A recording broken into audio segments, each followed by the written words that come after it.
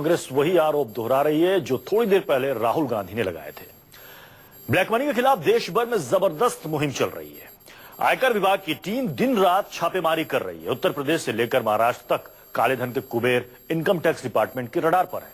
लखनऊ में 2 कारोबारियों की कोठियों पर रेड हुई है, तो महाराष्ट्र के सतारा में एक कोऑपरेटिव बैंक में अरबों का काला खेल सामने आया है।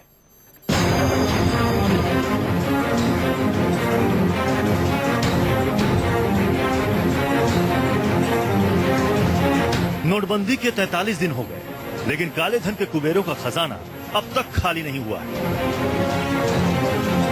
यूपी के लखनऊ से लेकर महाराष्ट्र के सतारा तक छापे पड़ रहे हैं। अब तक करोड़ों की बरामदगी हो चुकी है। ये आंकड़ा लगातार बढ़ता जा रहा है। उत्तर प्रदेश की राजधानी लखनऊ में चुनाव से ठीक पहले ब्लैक मनी की सबसे बड़ी बरामदगी हुई है। यहां काले धन को सफेद करने का बड़ा खेल चल रहा था। आयकर विभाग की टीम को कुछ कारोबारियों को लेकर बड़ी खुफिया खबर मिली थी। पूरी तैयारी के बाद लखनऊ में 2 अलग अलग कारोबारियों के ठिकाने पर छापेमारी हुई। इसमें 22 करोड़ 70 लाख रुपए का कैश जब्त किया गया। कुल 3 दिन तक छापे चलते रहे। दोनों कारोबारियों के ठिकाने के चप्पे चप्पे को खंगाला गया। पहली छापेमारी कारोबारी शेरधन सिंह उर्फ बब्बू के बंगले पर हुई। यहाँ से संदिग्ध लेन देन के कई दस्तावेज बरामद किए गए। यहाँ से कई डायरियां भी बरामद की गई। बंगले से आयकर विभाग ने 22 करोड़ 50 लाख रुपए कैश बरामद किए।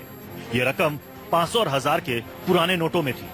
आरोपी कारोबारी इस रकम का स्रोत नहीं बता पाया, जिसके बाद इसे जब्त कर लिया गया। जो नकदी बरामद की गई उसमें 15 लाख रुपए से ज्यादा के नोट नई करेंसी के थे। फिलहाल आयकर विभाग ने इस नोट की सीरीज की पूरी जानकारी रिजर्व बैंक ऑफ इंडिया को उपलब्ध करा दी है। इसके माध्यम से ये पता लगाने की कोशिश की जा रही है कि आखिरकार ये नोट किस बैंक से जारी किए गए थे।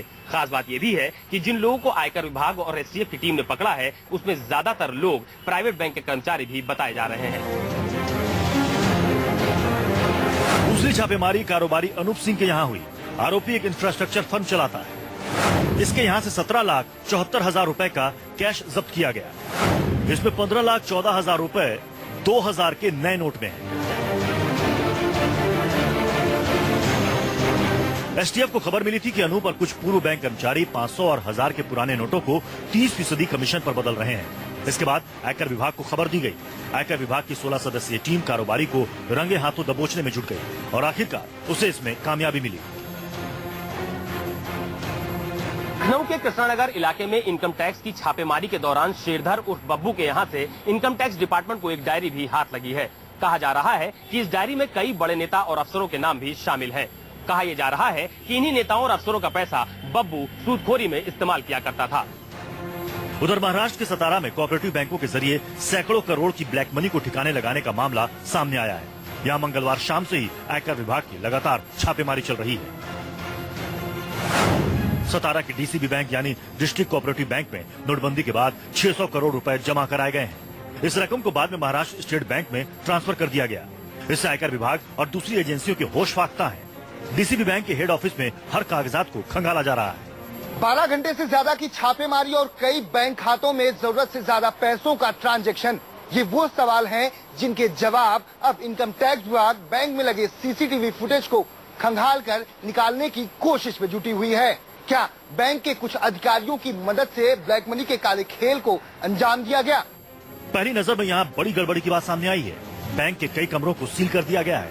कई संदिग्ध खातों को सीज कर दिया गया है। आयकर विभाग की टीम सारे सीसीटीवी फुटेज को बारीकी से खंगाल रही है। हमारे करीब 315 ये ब्रांचेस है।